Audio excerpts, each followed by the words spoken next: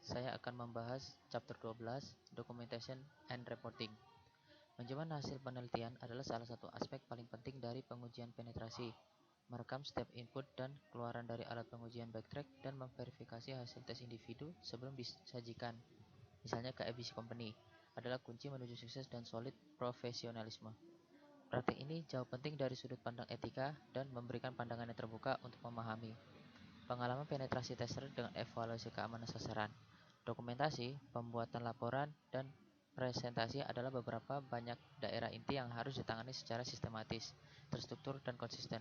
Dalam bab ini, kita akan mencakup topik-topik ini dengan petunjuk rinci yang dapat membantu Anda dalam menjelaskan dokumentasi dan strategi pelaporan. Kemudian ada 4 poin.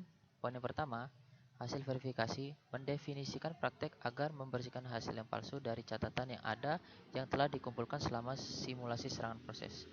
Pada poin kedua, jenis-jenis laporan dan struktur pelaporan akan dibahas dalam paradigma eksekutif, manajemen, dan perspektif teknis untuk mencerminkan kepentingan terbaik dari otoritas terkait yang terlibat dalam penetrasi proyek pengujian.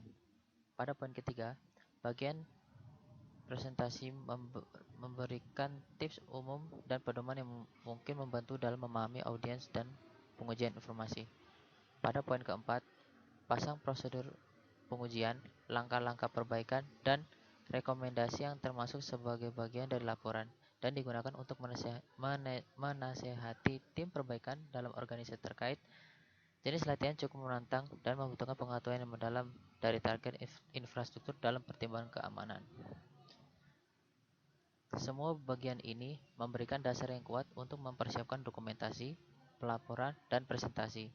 Laporan yang dibuat harus menunjukkan konsistensi dan harus melakukan lebih dari sekedar menunjukkan potensi kelemahan yang ditemukan dalam lingkungan target. Misalnya, harus disiapkan dan menunjukkan bukti yang mendukung jika ada yang dibutuhkan oleh klien. Selain itu, harus jelas menyatakan modus penyerangan, alat diterapkan, dan teknik. Daftar ditemukan kerentanan dan verifikasi metode eksploitasi. Sebagian besar itu adalah tentang fokus pada kelemahan yang menjelaskan fakta atau prosedur yang digunakan untuk menemukan mereka.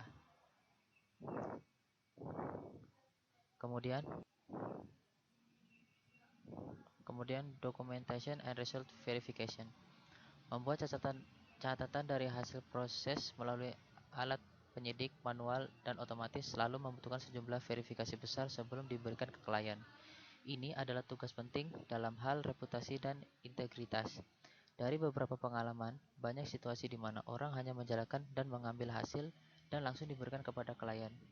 Ini tanggung jawab dan kontrol atas penilaian yang dapat mengakibatkan konsekuensi serius dan menyebabkan jatuhnya karir. Hal ini juga menempatkan klien pada risiko dengan memberikan rasa aman yang palsu. Dengan demikian, integritas data pengujian tidak boleh tercemar dengan kesalahan dan inkonsistensitas. Berdasarkan pengalaman berikut, disajikan beberapa prosedur yang dapat membantu dalam mendokumentasikan dan memverifikasi hasil tes sebelum berubah menjadi laporan terakhir. Pada poin pertama, ambil catatan dan rincian setiap langkah selektif yang telah diambil selama pengumpulan informasi, penemuan, pencarian, pemetasan kerentanan, rekayasa sosialitas, eksploitasi, eskalasi hak istimewa, dan fase akses proses pengujian penetrasi. Pada poin kedua, ini adalah praktek umum untuk membuat catatan mengambil template untuk setiap alat tunggal yang dijalankan terhadap target melalui backtrack. Template harus jelas negara tujuan, kemudian pilihan eksekusi, dan profil selaras untuk target penilaian, dan memberi ruang untuk merekam hasil tes masing-masing. Juga penting untuk mengulangi latihan setidaknya 2 kali sebelum menarik kesimpulan dari alat tertentu. Dengan cara ini dapat dinyatakan hasil dan bukti uji terhadap setiap kondisi yang terduga. Misalnya, ketika menggunakan Nmap untuk tujuan for scanning, harus meletakkan template yang diperlihatkan seperti tujuan, penggunaan host target, opsi eksekusi, dan profil, atau deteksi service, jenis OS, alamat MAC, open source, jenis perangkat, dan sebagainya, dan mendokumentasikan hasil output yang sesuai. Pada poin ketiga, mengandalkan satu alat, misalnya untuk mengumpulkan informasi, benar-benar praktis dan dapat memperkenalkan perbedaan untuk pengujian penetrasi. Jadi sangat baik untuk berlatih latihan yang sama dengan alat yang berbeda yang dibuat untuk tujuan yang sama. Ini akan memastikan verifikasi transparansi proses dan meningkatkan produktivitas. Dengan kata lain, setiap alat memiliki spesialitas sendiri untuk menangani situasi tertentu. Hal ini juga dihitung untuk menguji kondisi tertentu secara manual dan menggunakan pengetahuan dan pengalaman untuk memverifikasi semua temuan yang akan dilaporkan. Yang kemudian, types of report. Setelah setiap bagian dari hasil tes diverifikasi, sekarang saatnya untuk menggabungkan semuanya menjadi laporan yang sistematis dan terstruktur sebelum mengirimkan kepada klien. Ada 3 jenis laporan, masing-masing memiliki skema sendiri dan tata letak yang relevan dengan kepentingan badan usaha yang terlibat dalam proyek pengujian penetrasi. Laporan ini disusun sesuai dengan tingkat pemahaman dan kemampuan untuk memahami informasi yang disampaikan oleh penetrasi tester. Penting untuk dicatat bahwa semua laporan ini harus sesuai kebijakan perjanjian terbuka yang mengikat, pemberitahuan hukum, dan perjanjian pengujian penetrasi sebelum disarikan kepada klien. Yang kemudian ada executive report. Ini semacam laporan penilaian lebih pendek dan lebih ringkas untuk menunjukkan tampilan tingkat tinggi keluaran pengujian penetrasi dari perspektif strategi bisnis. Laporan ini siap untuk tingkat eksekutif C dalam organisasi target CEO, CTO, CEO, dan lainnya. Ini harus diarahkan dengan beberapa elemen dasar yang dibahas di bawah ini. Pada poin pertama ada project objective, mendefinisikan kriteria yang disepakati untuk proyek pengujian penetrasi antara penetrasi tester dan klien. Kemudian poin kedua, vulnerability risk classification, menjelaskan tingkat risiko atau krisis, tinggi, sedang, rendah, dan informasional yang digunakan dalam laporan. Tingkat ini harus jelas membedakan dan menyoroti keamanan teknis di tingkat yang paling buruk. Pada poin ketiga ada executive summary, secara ringkas menjelaskan maksud dan tujuan tugas pengujian penetrasi di bawah metodologi yang ditetapkan. Hal ini juga menyoroti jumlah kerentanan yang ditemukan dan berhasil dieksploitasi. Pada poin keempat ada statistik, adalah bentuk tabel dari kerentanan yang ditemukan di infrastruktur jaringan target. Ini dapat ditampilkan dalam bentuk pie chart atau dalam format interaksi lainnya. Yang terakhir, poin kelima adalah risk matrix, mengidentifikasi dan mengkategorikan semua kerentanan yang ditentukan, mengidentifikasi sumber yang berpotensi terkena dampak dan daftar penemuan, referensi, dan rekomendasi. Ini merupakan pendekatan idealis untuk menjadi kreatif dan ekspektasi saat mempersiapkan laporan eksekutif, dan perlu diingat bahwa tidak seharusnya untuk membuka teknik dasar hasil penilaian, melainkan hanya memberikan daftar faktual yang diolah dari hasil tersebut. Ukuran keseluruhan laporan harus 2 atau sampai 4 lembar. Kemudian ada manajemen report. Laporan manajemen umumnya dirancang untuk menutupi isu-isu termasuk peraturan dan kesesuaian dalam keamanan target. Secara praktis harus memperpanjang laporan eksekutif dengan sejumlah bagian yang mungkin menarik human resource dan orang-orang manajemen lainnya, dan membantu dalam proses hukum. Berikut ini adalah bagian utama yang dapat disajikan alasan yang berharga untuk pembuatan laporan seperti: yang pertama, compliance achievement. Memulai daftar standar dikenal dengan peta masing-masing bagian atau subbagian dengan di posisi keamanan saat ini. Itu harus menyoroti pelanggaran peraturan yang terjadi yang mungkin secara tidak sengaja mengekspos infrastruktur target dan menimbulkan ancaman serius. Yang kemudian, testing metodologi harus dijelaskan secara singkat dan cukup mengandung rincian yang dapat membantu orang-orang manajemen untuk memahami penetrasi pengujian siklus. Kemudian, assumption and limitation, menyoroti faktor yang mungkin mencegah tester penetrasi mencapai tujuan tertentu. Kemudian, change management kadang-kadang dianggap sebagai bagian dari perbaikan, namun hal ini terutama ditekankan terhadap metode, strategi, dan prosedur yang menangani semua perubahan dalam lingkup IT.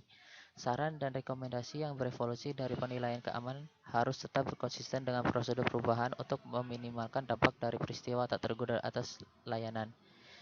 Dan yang terakhir ada configuration management, berfokus pada konsistensi fungsional, operasi, dan kinerja sistem. Dalam konteks sistem keamanan, mengikuti setiap perubahan yang mungkin telah diperkenalkan ke target lingkungan atau hardware, software, atribut fisik, dan lain-lain. Perubahan konfigurasi ini harus dipantau dan dikendalikan untuk menjaga negara konfigurasi sistem. Sebagai penetrasi tester yang bertanggung jawab dan berpengetahuan, itu adalah tugas untuk memperjelas syarat manajemen sebelum melanjutkan dengan siklus hidup atau life cycle pengujian penetrasi. Latihan ini pasti melibatkan satu kesatu percakapan dan kesepakatan di dalam kriteria penilaian tertentu. Seperti apa kesesuaian atau standar kerangka kerja harus dievaluasi, apakah ada pembatasan saat mengikuti jalur tes tertentu, akankah perubahan yang disarankan di target lingkungan berlanjut. Faktor-faktor ini semua bersama-sama membangun pandangan manajemen keamanan di lingkungan target dan memberikan saran dan rekomendasi mengikuti penilaian keamanan teknis. Kemudian ada technical report. Laporan penilaian teknis memainkan peran yang sangat penting dalam menyikapi masalah keamanan yang muncul selama keterlibatan pengujian penetrasi. Jenis laporan umumnya dikembangkan untuk teknisi yang ingin memahami fitur keamanan inti yang ditangani oleh sistem target fitur. Apa saja yang rentan, bagaimana mereka dapat dimanfaatkan, apa dampak bisnis mereka bisa membawa, dan bagaimana solusi pertahanan yang dapat dikembangkan untuk menggagalkan ancaman terkait. Hal ini untuk berkomunikasi dengan semua dalam satu pedoman yang aman untuk melindungi infrastruktur jaringan. Sangat jauh kita telah membahas elemen dasar dari eksekutif dan manajemen laporan. Dalam laporan teknis, memperluas elemen dan termasuk beberapa tema khusus yang dapat menarik minat besar bagi tim teknis dalam organisasi target. Bagian seperti tujuan proyek, klarifikasi risiko kerentanan, risiko matriks, statis meteorologi, kemudian. Ini kemudian ada beberapa poin pada technical report. Yang pertama itu security issue muncul selama pengujian penetrasi harus dijelaskan secara rinci sehingga untuk setiap penerapan metode serangan harus menyebutkan daftar sumber apa yang terkena dampak, implikasinya, permintaan yang asli dan data respon, permintaan serangan simulasi dan data respon, menyediakan referensi untuk eksternal untuk tim pemulihan dan memberikan rekomendasi profesional untuk memperbaiki kerentanan yang ditemukan di lingkungan target IT. Poin kedua ada vulnerabilities map, menyediakan daftar kerentanan yang ditemukan dalam target infrastruktur yang masing-masing harus terdaftar sejajar dengan sumber daya identifier, misalnya alamat IP dan sasaran nama.